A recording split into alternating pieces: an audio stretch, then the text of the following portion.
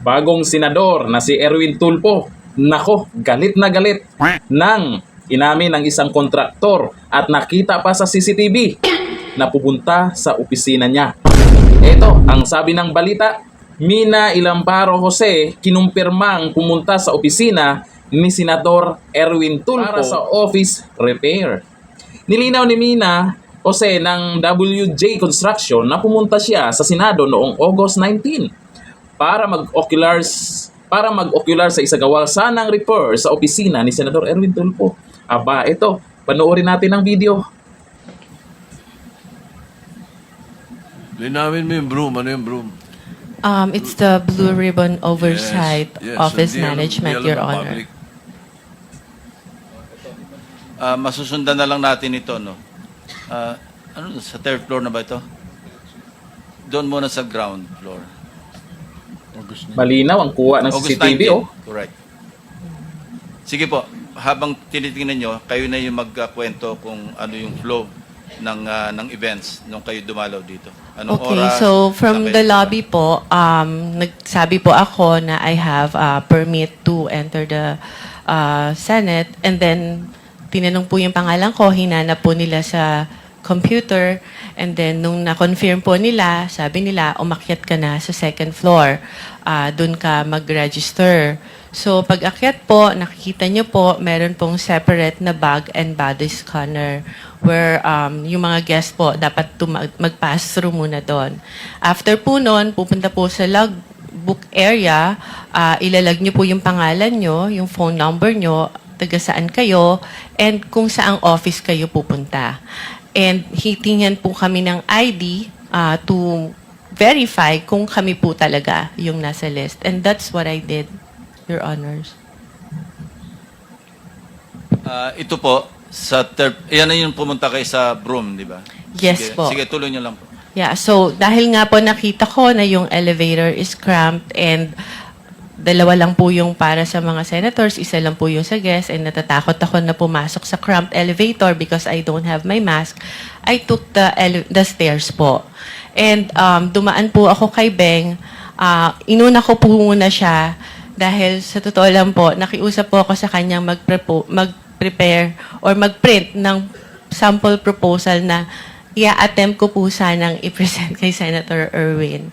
So dumaan po ako doon briefly, nagpicture pa nga po kami, and I texted my other friend sa Broom who was at that time in the session hall to tell her na, hey, nandito na ako.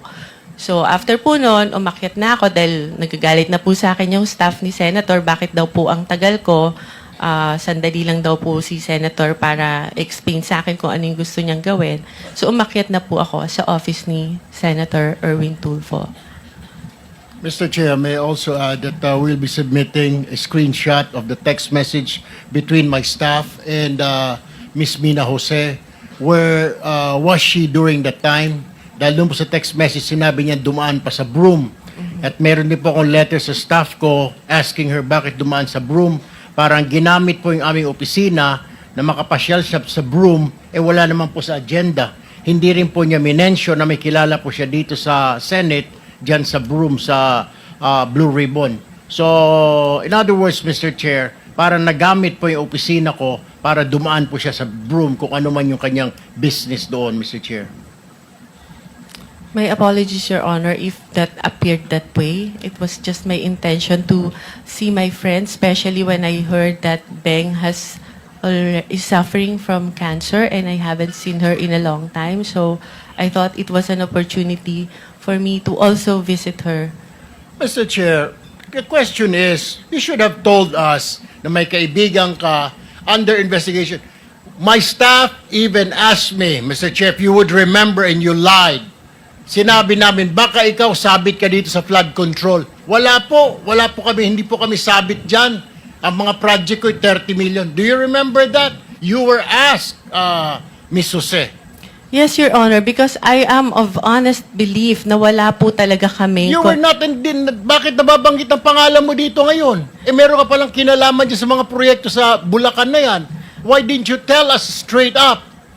Had you told us na meron kang sabit sa mga project sa Bulacan, we wouldn't have let you step in the Senate, Ms. Jose.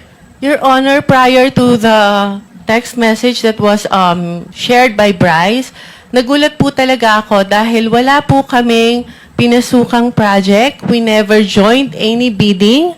We never Mr. submitted Chair, any documents. hindi nga po Mr. Chair, sinasabi para lumalabas na isa ka sa conduit, isa ka sa mga sabit na nagdala ng pera, something to that effect.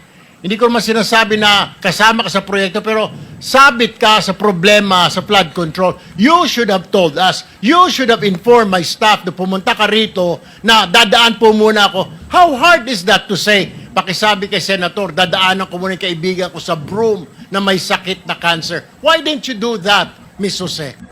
Huwag galit. Oo. Paano yan? Anong meron? Ba't parang galit na galit yan? Pwede namang magpaliwanag ng maayos dyan. Tingnan mo naman yung kontraktor, parang natatakot na sa'yo. Natatakot o parang nasisindak. O, yung dating kasi, yung reaksyon ni Senador Erwin Tulfo dyan, ay parang namang hindi senador yan. Kagaya kay Senador Villanueva, kay Senador Estrada, di ba? Nadama yung pangalan nila. Hindi naman ganyan pag nag-react. Tinaasan ba nila ng boses yung nagdawit sa pangalan nila? O si Senator Villanueva, naglabas ng records kung nandun ba, may mga ebidensya ba, yung mga ganun ba. Yan kasi nakita sa CCTV, umamin pa na sa opisina mo papunta. Ko lang kung ano yung napapansin nyo dito sa yung naging reaksyon ni Senador Erwin Tulfo. Ito yung komento. Sabi ni Erin Sakari, kabagong senador, tapos ganyan na, isumbong kay Tulfo yan. Naku po. Sabi ni Edgar Pakpako, bakit tinatakot ni Senador Tulfo yung guest? Yun nga, galit na galit lumabas pa nga ugat sa liig niya. Ewan ko lang kung bakit ganyan reaksyon niya. Sabi ni Rene Yocte, hindi ko makita ano ang halaga sa pinupunto ni Tulfo. Pero bakit gano'n na lang ang kanyang reaksyon? Tingnan mo yung mga napansin ng mga netizen, ha? Sabi ni Boboy Sapong, ikaw Erwin ha? Kabago-bago mo sa Senado. Nako, Erwin Tulfo ha? Sabi ni Jason Dalauta, isumbong mo kay Tulfo. Nako, mahirap yan. Sa mga Tulfonatics, may Tulfo daw oh. Sabi ni Percy Gusum, bakit meron ba problema at galit na galit si Senador Tulfo? Di ka naman siguro kasama sa nakatanggap. Di ka naman guilty, di ba? O hindi naman siya guilty. Tsaka, grabe naman yan yung nakita lang sa na may baha. Wala bang dyan? Bakit kontraktor agad yung pupunta dyan? Wala bang maintenance dyan? Kasi kung umuulan lang, tapos kung may tubig na tumutulo ba yan o saan galing, di ba wala bang maintenance dyan sa Senado? Talaga bang kontraktor ang pupunta dyan? Doon lang ako napaisip, ganun ba talaga?